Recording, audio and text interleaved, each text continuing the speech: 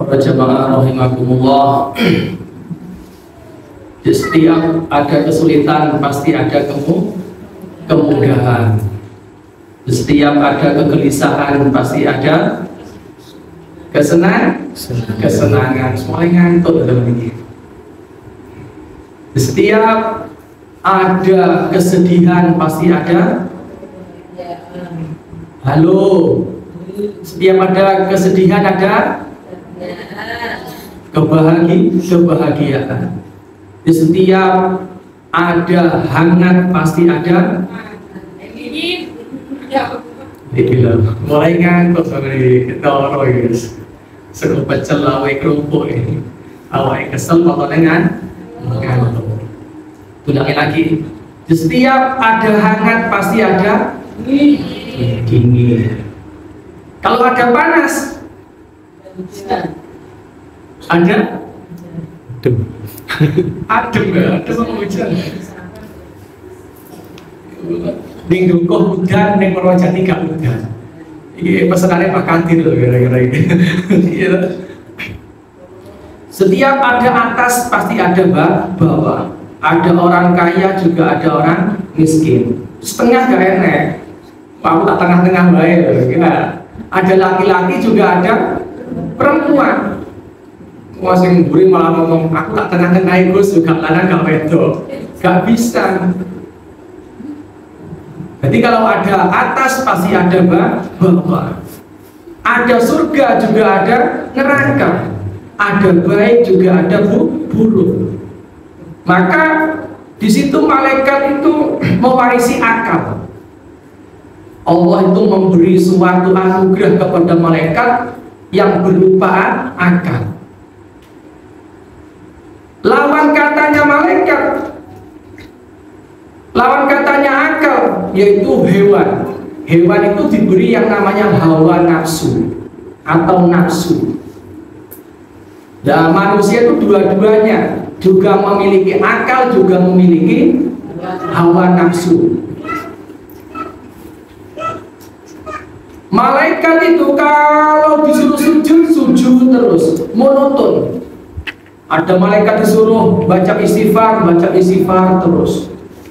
Malaikat suruh baca tasbih terus. Juga malaikat gak bingung nanam jagung, tidak. Kenapa? Malaikat tidak makan. Malaikat tidak pingin makan durian, tidak. Karena malaikat tidak punya hawa nafsu. Meskipun mau sekolah durian, sekolah pakis tidak, karena malaikat itu tidak nikah. Malaikat tidak mempunyai status. Tidak laki-laki juga tidak perempuan. Ini malaikat. Tapi manusia sebaliknya, punya akal juga punya nafsu. Karena ada orang bilang manusia itu kalau burung kalah-kalahi hewan, tapi kalau baik mengalahkan malaikat. Maka nafsu dibagi menjadi 4 bagian di sini. Yang pertama nafsu bahimia, yaitu nafsu yang inginnya cuma makan, minum, tidur. Makan, minum, tidur, kawin, gak gelem kerja. Dia sebut kondi. Seperti kambing, sapi, ayam, itu manusia. Lalu yang kedua nafsu sabuyah. Nafsu sabuyah ini seperti binatang buas. Pokoknya kalau ada orang yang di atasnya nggak mau, kayak singa, kayak harimau dia. Ada yang menyaingi tidak mau. Ini seperti singa, harimau, nafsu sabuyah. Ini ada di dalam tubuh manusia.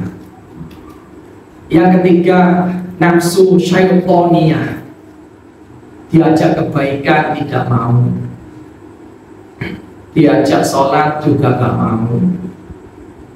Diajak belajar agama, baca Quran juga gak mau. seperti syaitan. Sing terakhir nafsu rububiyah, dalam tubuhnya merasa pokoknya aku gak teko, gak rame, aku gak nyumbang, gak akan jalan. Dia merasa seperti Tuhan, padahal dia tidak sadar hidupnya, nafasnya, geraknya, semuanya itu dari Allah. Maka nafsu rububiyah itu dia merasa dirinya seperti itu Tuhan. Maka di Al-Quran, innallaha la yaghfiru an yushraka bihi wa yaghfiru ma duna dzalika liman yasha. Allah tidak akan mengampuni dosa syirik. Apa toh? Dosa yang dirinya merasa mempunyai kekuatan, mempunyai kekuasaan, mempunyai kemampuan, mempunyai semua itu tidak boleh. Karena apa? La haula wala quwwata illa billah. Kita bisa hidup, bisa bergerak, bisa makan itu atas izin Allah. Nah, dosa terbesar itu dosa yang dirinya merasa mempunyai kekuasaan, mempunyai kekuatan, gitu. Mau lagi pas nanam jagung wae, kalau jagungnya wae pas dimas, pas diesel, itu ngamuk. Padahal apa? Sing ngapikno wohe jagung mau sapa? Gusti Allah. Enek wong gering diobatno sampai teko Surabaya, Jakarta, Singapura, bahkan kayak siapa? DP. Dulu kan tahu DP? Halo. Jupe apa DP lho? Jupe diobatno. Padahal dia mengumpulkan uang begitu banyaknya, merintis karirnya mulai dari nol sampai dapat uang banyak, habis cuman diberi sakit yang bernama kanker. Baru dia sadar, oh ternyata uang tidak bisa menyembuhkan penyakit. Ini namanya merenung. Oh aku duwe sawah akeh iso bahagia, belum tentu, malah mumet. Ada pun sawah akeh sing garap gak enek, garapan dhewe gak sih bagus sampean. Karena di situ orang kaya dengan orang miskin saling berkesinambungan, saling tolong menolong. Orang kaya juga membutuhkan orang miskin juga membutuhkan orang kaya. Karena ada situ ada sebab dan akibat. Intinya apa? Lah intinya manusia itu harus bisa mengendalikan hawa nafsu 4 tadi itu.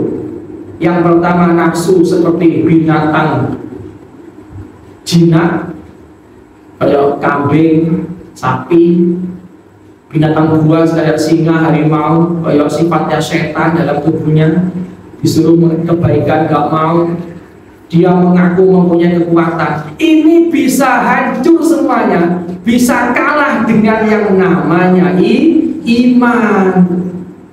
Iman apa sih? Iman itu seakan-akan kita itu diawasi oleh Allah. Lalu gabungan antara iman dan Islam namanya ihsan.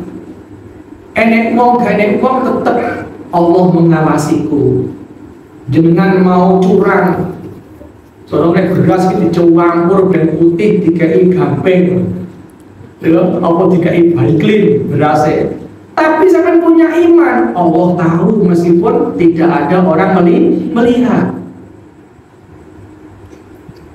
Dengan budal jamaah nyuwun sewu boten pakai daleman, Allah tahu meskipun jenengan boten pakai daleman. Meskipun jenengan kali kaya nopo wes sembunyi dimanapun berada, tetap Allah tahu. Gitu. Jenengan mau berbuat maksiat, wah lihat kanan kiri tidak ada orang, depan belakang tidak ada orang, tetap Allah tahu. Karena CCTV yang paling baik tidak ada habisnya, tidak ada rusaknya tanpa listrik, yaitu CCTV yang namanya iman. Sallallahu alaihi Nabi Muhammad. Mulai ngantuk ini mas. Sego jagung iki. Sego pecel awe tempe awake kesel wetenge luwe. Iki bae ning pojokan malah sego pecel ngombene dawet. Awake kesel pikire mumet. Shallallahu ala Nabi Muhammad. Sekian dari saya, mudah-mudahan yang saya sampaikan barusan itu bisa bermanfaat dan bisa diridhoi dengan Allah Subhanahu wa taala. Billahi taufiq wal hidayah wa ridho wal inayah. Wassalamualaikum warahmatullahi wabarakatuh.